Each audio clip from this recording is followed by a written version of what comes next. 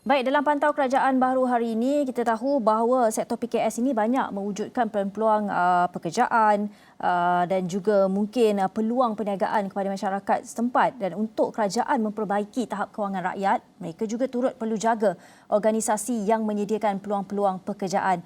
Dan sekitar 90% syarikat berdaftar merupakan PKS yang mana mereka juga merupakan majikan kepada lebih kurang 60% tenaga kerja di negara ini. Bagaimana kerajaan perpaduan ini boleh memperkasakan PMKS? Untuk itu kita nak bersama terus dengan Ketua Pegawai Eksekutif Akademi Usahawan Mikro, Abdul Azhari Abdul Wahid. Selamat pagi, Cik Azhari.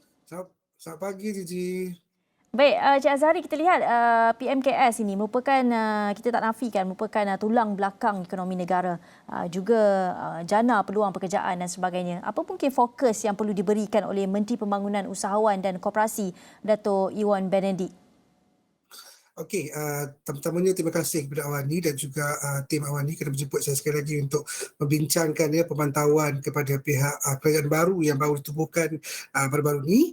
Ialah kalau kita lihat daripada ada pencapaian yang kita akan hadapi pada 2023, saya rasa satu tugasan yang agak besar kepada Kementerian Pembangunan Usahawan dan juga Koperasi dalam menentukan hari tuju PMKS di Malaysia. Antara mungkin fokus yang boleh diutamakan oleh pihak kementerian maupun yang berhormat menteri sendiri adalah pertamanya saya rasa ini masa untuk kita menjenama semulakan Malaysia. Bila kita menjenamakan semula Malaysia ni, saya tak langsung produk dan servis kita lebih dikenali bukan sahaja di Malaysia, malah serantau namun di peringkat yang lebih tinggi di luar. So saya rasa itu antara peluang untuk PMKS memperkembangkan lagi perniagaan masing-masing dengan memperbesarkan lagi akses kepada pemasaran. Dan yang keduanya, kalau kita perasan sepanjang COVID ataupun sebelum COVID pun, sebenarnya GDP Malaysia yang lebih besar pendapatannya lahir daripada bidang perkhidmatan.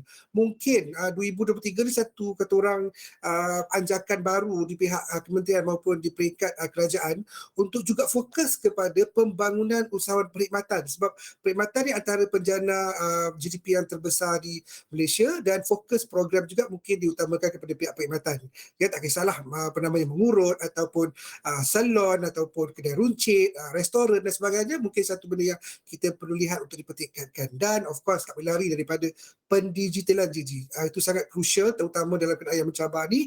Kita perlu akses yang lebih besar, kita perlu delivery yang lebih cepat, kita perlu komunikasi yang dengan lebih baik untuk kita meneruskan perniagaan sepanjang 2023 ni, Gigi. Ya, Cik Azhari Haris di sini. Menteri dalam ikrar awalnya menyebut beliau mahu menggariskan beberapa pendekatan baru termasuk memberi tumpuan lebih besar dalam aspek pembangunan keusahawanan di Sabah dan juga Sarawak. Apa perkara yang perlu diberi perhatian oleh Menteri dalam pembangunan usahawan di Sabah dan juga Sarawak ini, terutama untuk kita mengurangkan jurang dengan semenanjung itu?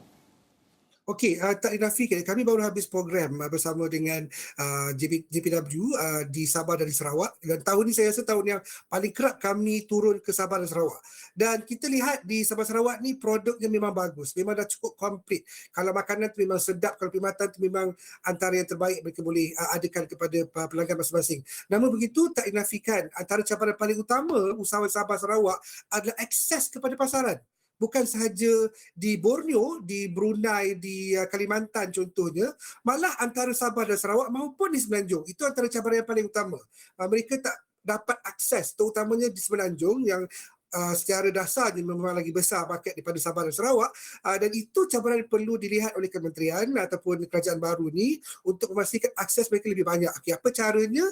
Kita kena banyakkan program untuk memperkenalkan produk. Sebab Sabah Sarawak dia ada produk-produk yang tertentu, macam mi koloknya kalau produk lah, ataupun kalau di Sabah mungkin ada ambuyat dan sebagainya kan. So benda ni antara highlight jenama yang memang dah ada di Sabah Sarawak, cuma perlu dijalankan lebih banyak program di Sabah dan Sarawak itu sendiri. Sebab bila orang Semenanjung turun ke Sabah ataupun program besar-besar diadakan di Sabah dan Sarawak, maka saya tak langsung jenama produk maupun perkhidmatan Sabah Sarawak lebih dikenali. Dan ini saya rasa antara rintihan yang memang banyak usahawan Sabah Sarawak ceritakan kami di AUM untuk tahu bagaimana cara terbaik untuk mereka bawa produk ni. Malah bukan sahaja di luar negara, di jiran sebelah itu Brunei maupun Kalimantan Malaysia, namun Di Semenanjung juga menjadi cabaran utama. So itu saya rasa perlu dipertingkatkan demi membawa jenama Sabah Sarawak ataupun saya panggil jenama Borneo, Borneo Malaysia untuk dikenali lebih ramai di Malaysia, Haris. Ya, Encik Azhari ada menyatakan bahawa antara masalah yang dihadapi oleh PMKS Sabah dan Sarawak ini adalah akses nak memasarkan produk itu sendiri. Kalau boleh detailkan sedikit, perincikan sedikit, mungkin sebenarnya apa yang mereka hadapi, Encik Azhari? Okey, sebenarnya dia berpandang kepada dua belah pihak. Pertamanya dia pergi kerajaan mungkin perlukan promosi yang lebih mendalam dan kita boleh bawa produk tu di Semenanjung dan saya yakin memang dah ada dapur promosi itu. Cuma mungkin perlu dipertingkatkan saja. Dan bukan saja bawa Sabah Sarawak ke Semenanjung tapi juga bawa bakal pembeli Semenanjung ke Sabah dan Sarawak. Itu juga penting untuk memastikan akses kepada pembeli lebih besar di Sabah dan Sarawak. Itu saya rasa antara yang paling utama dan kadang-kadang kita terlupa jiran sebelah. Seperti mana saya nyatakan tadi, Brunei dan Kalimantan antara negara yang berdekatan dengan Sabah Sarawak dan itu antara fokus yang boleh dibawa oleh pihak kerajaan negeri Sabah Sarawak dan juga Kementerian Pengenalan Usahawan dan Koperasi maupun di peringkat kerajaan baru ni untuk lihat bagaimana boleh diberikan akses yang lagi besar dan juga isu-isu logistik dapat diselesaikan supaya produk dapat dibawa ke negara yang terdekat. Dalam masa yang sama juga menambah kadar ekspor negara di kawasan Borneo itu sendiri. Dan di pihak usahawan juga kita juga kena lebih agresif dari segi rajin turun, saya bahasa mudah lah, turun padang lah. Kita sebagai usahawan turun padang juga ke tempat yang market kita nak jalankan di Sabah, di Semenanjung, di Brunei, di Kalimantan dan aktiviti yang perlu kita rancang adalah pastikan orang Semenanjung kenal produk Sabah Sarawak. Dia dah kenal, cuma kita perlu lebihkan menggiatkan promosi sama ada bersama dengan kerajaan maupun turun dengan pasukan sendiri untuk memastikan orang kenal produk kita dengan cara lebih agresif. Jangan fikir sangat logistik, itu boleh diselesaikan namun jenama perlu dibawa dulu ke Semenanjung, Gigi. Okey, Cik Azhari, kita nak berhenti rehat seketika. Selepas ini banyak lagi kita nak bincangkan, seronok sebenarnya kita nak bincangkan berkenaan dengan terutama perluasan pemasaran oleh PKS ini. Pantau Kerajaan Baru, kita berhenti rehat seketika, kita bersambung selepas ini.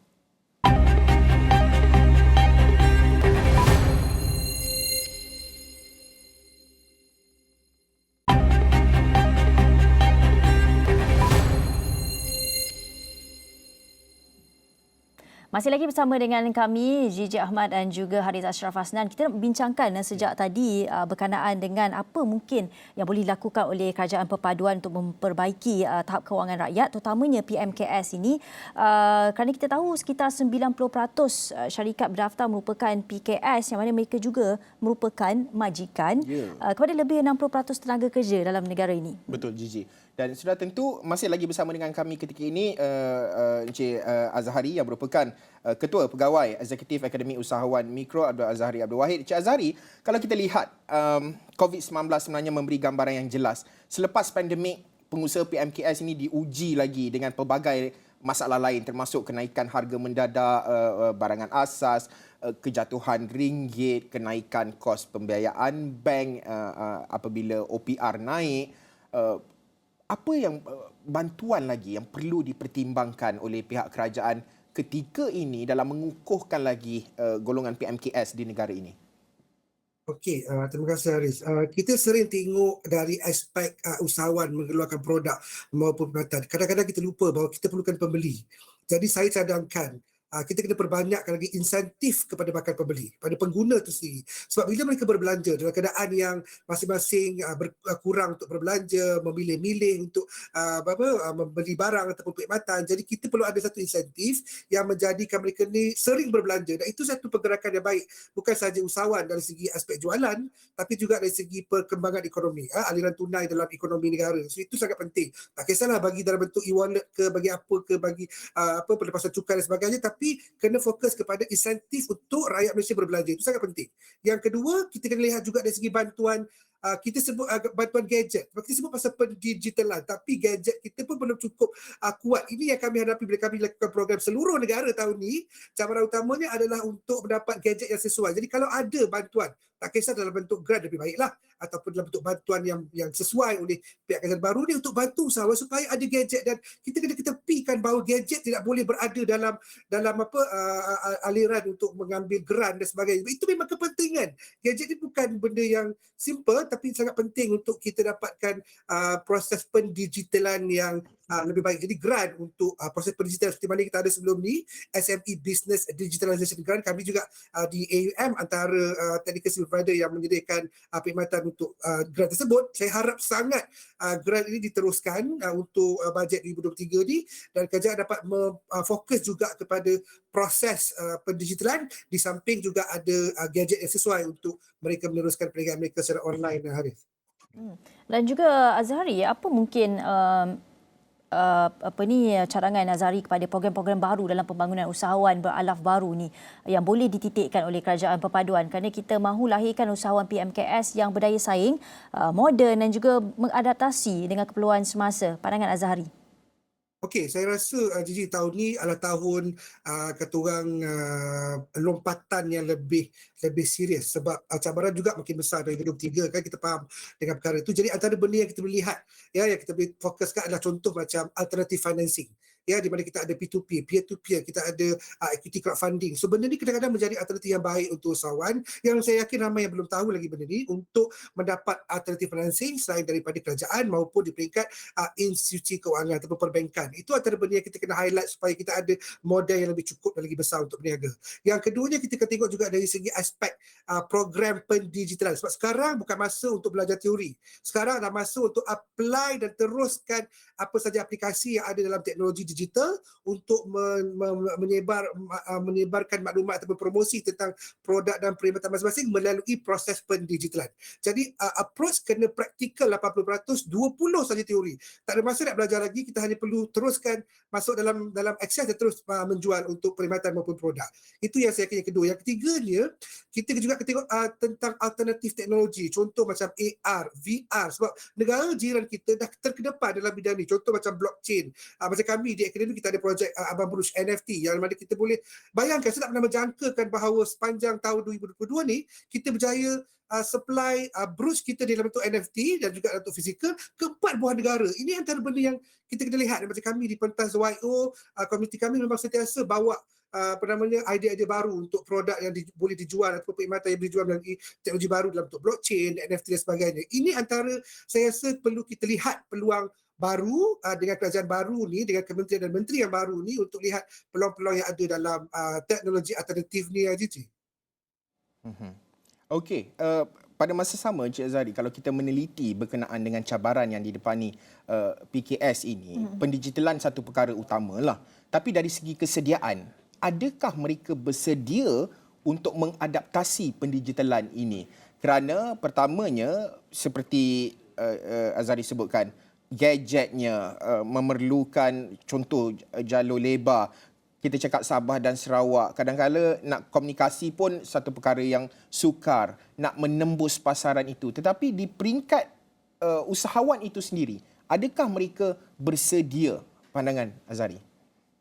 Berdasarkan pengalaman kita, Pusing Satu Malaysia 2022, saya kadang-kadang terharu, Haris, juga Gigi, sebab semangat usahawan Malaysia nak mengetahui sekurang-kurangnya untuk tahu tentang teknologi baru, tentang e-commerce, tentang pendigitalan, tentang perniagaan online, tentang NFT. Benda ni yang memang saya rasa ketersediaan tu memang ada. Cuma kita sebagai orang yang berdekat dengan usahawan ni perlu tahu tentang cabaran-cabaran mereka supaya approach tu lebih mudah. That's why bila kita ada program, kita kena buat terus praktikal. Bila praktikal, dan itu yang kami jalankan di Akademi Usaha Mikro. Kita akan buat praktikal terus dan pastikan dia balik dengan kedai online. Dia balik dengan store NFT dia. Dia balik dengan website dia dah siap. Benda tu penting sebab mereka tak ada masa untuk belajar. Sebab masa terlalu singkat untuk kita fokus kepada benda-benda yang lain selain daripada apa yang kita perlu jalankan sebagai usahawan. Bila kita buat praktikal, mereka lebih nampak, mereka lebih jelas. Mungkin tak ingat semua, tapi sekurang-kurangnya bila dia orang ingat balik, oh macam ni ya cara nak buat website, oh macam ni ya nak buat live TikTok, oh macam ni ya nak buat NFT. So benda ni saya rasa, kalau pengalaman kami, saya memang tabik spring kepada semua usahawan seluruh negara dari segi ketersediaan mereka untuk menghadapi pendigitalan. Cuma pendekatan perlu kita lihat dengan lebih baik supaya lebih jelas dan kata orang sesuai dengan cabaran-cabaran digitalnya, perantinya, akses kepada data dan sebagainya. Kita jangan lihat pada masalah, kita fokus kepada apa yang kita ada dulu. Jadi usahawan kena peka dan perlu berani untuk mencuba, walaupun dengan anak, walaupun dengan suami di sebelah untuk belajar. Saya rasa itu saya memang tabik speak kepada semua usahawan seluruh negara. Ya, Encik Azhari, berbaki lebih kurang dalam 2 minit perbincangan kita ini. Mungkin dari segi apa lagi yang boleh dilakukan oleh kerajaan baharu ini, terutama kalau kita bercakap berkenaan dengan dari segi dasar dan juga polisi yang mungkin membantu PMKS cenderung untuk membantu mereka mengadaptasi digital. Okey, saya mencadangkan pertamanya kita rajin turun padang untuk faham cabaran-cabaran usahawan dan saya yakin kerajaan memang dah turun padang pun. Cuma kali lebih mendalam, lebih dekat supaya faham masalah-masalah infrastruktur, masalah-masalah gadget, masalah-masalah data, masalah-masalah akses pada pasaran. Itu saya rasa menggembirakan kami sebagai usahawan untuk lebih didengari dan difahami oleh pihak kerajaan. Itu yang pertama. Yang kedua, saya mencadangkan kerajaan untuk mengadakan satu blueprint jenama digital Malaysia. Itu penting sebab bila jenama orang kenal, orang akan ingat kita di mana-mana saja, maha di online maupun di offline, dan kita ada satu pelan tindakan untuk memastikan jenama Malaysia, produk dan perkhidmatan PMKS ni dibawa ke peringkat yang lebih tinggi. Itu sangat penting. Dan yang ketiganya, pastikanlah kita perbesarkan lagi akses kepada pasaran. Contoh teknologi baru macam AR, VR, e-commerce, NFT yang boleh kita bawa supaya akses tu bukan sahaja di Malaysia saja, malah fokus kepada perkembangan akses pasaran tu kepada seluruh dunia. Jangan risau tentang logistik. Itu boleh diselesaikan. Yang penting adalah jenama tu dibawa bukan sahaja di peringkat Malaysia maupun di peringkat serantau, dan yang lagi penting ada di peringkat antarabangsa. 2023 adalah tahun membina semula jenama Malaysia di peringkat PMKS, mahu produk ataupun perkhidmatan PMKS yang kami sediakan, Haris.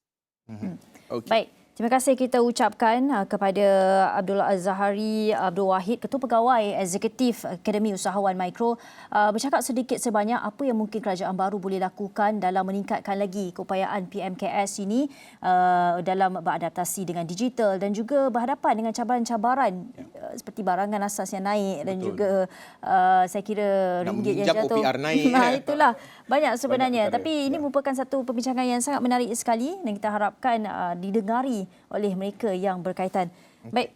Baik, sudah tentu sekian sahaja pantau kerajaan baru untuk waktu ini. Selepas ini kami akan terus membawa anda perkembangan terkini secara langsung apa yang berlaku di Batang Kali. Kejadian tanah runtuh yang difahamkan pada ketika ini telah pun meragut nyawa, di mana kalau diikutkan antara flash terkini yang kami terima, seorang kanak-kanak disahkan meninggal dunia dipercayai mangsa tanah runtuh di tapak perkemahan berhampiran sebuah ladang organik di Fathers Organic Farm, Gotong Jaya awal pagi tadi.